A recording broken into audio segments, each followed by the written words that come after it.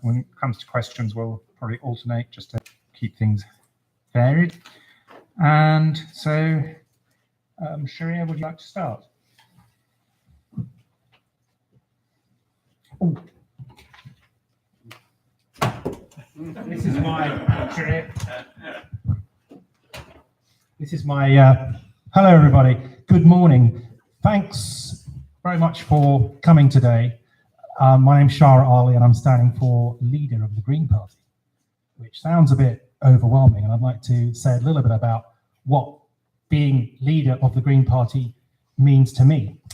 So here is my campaign slogan: bring power to truth. Perhaps I'll get a chance to explain what that means as the meeting goes on. But let me first say, there are three main areas where I think I can make a difference and how I wish to put myself forward as a kind of campaigning experience and campaigning acumen. Because we are, as a party, not just about electoral politics, important though that is.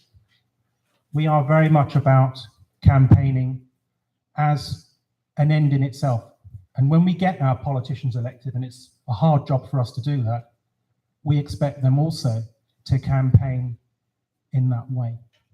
So I'm the kind of leader who will risk his job even to try and expose the hypocrisy of my workplace in inviting warmongers and depriving staff and students of their educational resources for the best part of the day.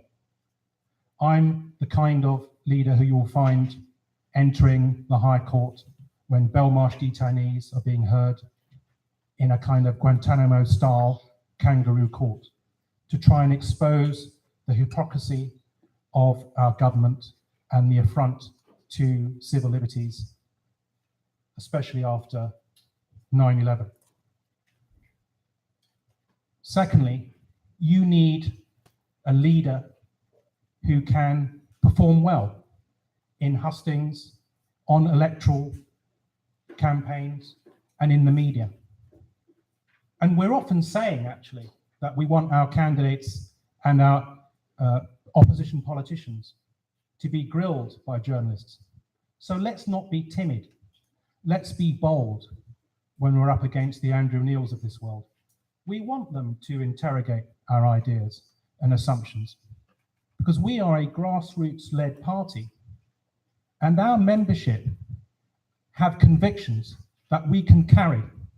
And ultimately, I am one amongst equals of the membership.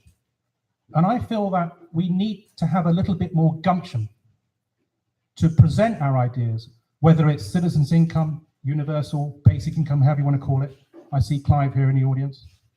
Whether it's carbon quotas, these are fantastic, visionary ideas.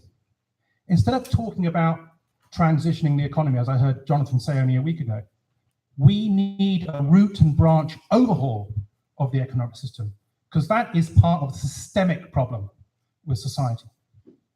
If we look at some transition town movements where there have been inroads and developments, they are creating their own economies, whether it's the Bristol pound, the Exeter pound, the Brixton pound. The very idea that you can create your own banknote to be used in approved outlets which are demonstrating in their actions through their goods and services that they care about the planet. That's an idea, that's a convention. And the Greens believe also that whenever we spend, we're actually not costing according to the true value of the planet. Whether you want to call it negative externality, we're dumping, we're constantly polluting through our overconsumptive patterns. We are not properly valuing this beautiful planet that we live on. So let's talk about and try and implement carbon quotas, carbon budgets. This would be egalitarian at a stroke, and we are nothing if not a party of social justice. So those kind of bold visionary policies, 30 seconds, carbon quotas, are the kind of things that I would want to be pushing for if I were in that honorable position of being I think I'll stop there, and I look forward to your questions. Thank you.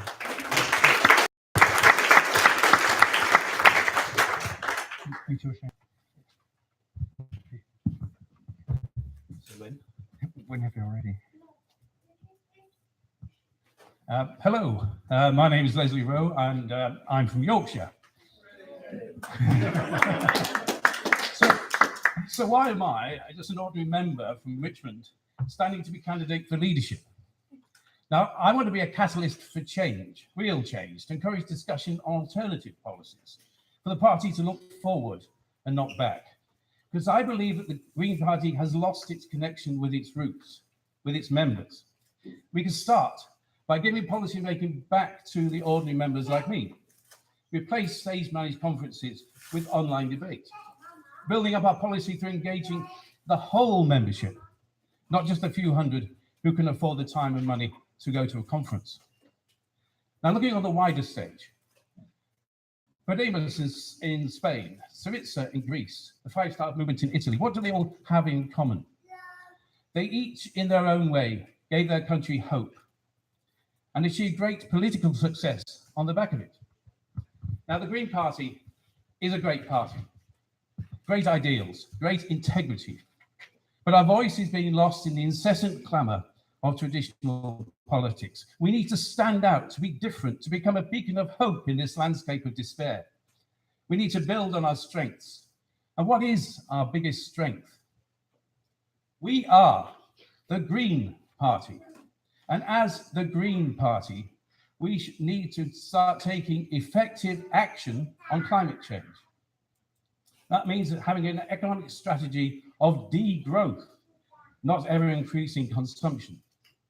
At the Climate Change Conference in Warsaw in 2013, they said, and I quote, "If the world wishes to avoid exceeding 2 degrees rise in global temperatures that will trigger non-reversible climate change, then the wealthiest countries, including the UK, have to adopt a degrowth strategy." They went on. Also, continuing with economic growth over the coming 2 decades is incompatible with our international obligations on climate change. That was 5 years ago. Time is running out. So let's start with a degrowth strategy for the UK. But that means rejecting the neoliberal economic orthodoxy of the EU. That means accepting the results of the 2016 EU referendum and moving on, looking forward, not back. Our own policy, EU 100, says, and I quote again, to replace the unsustainable economics of free trade growth with the ecological alternative. And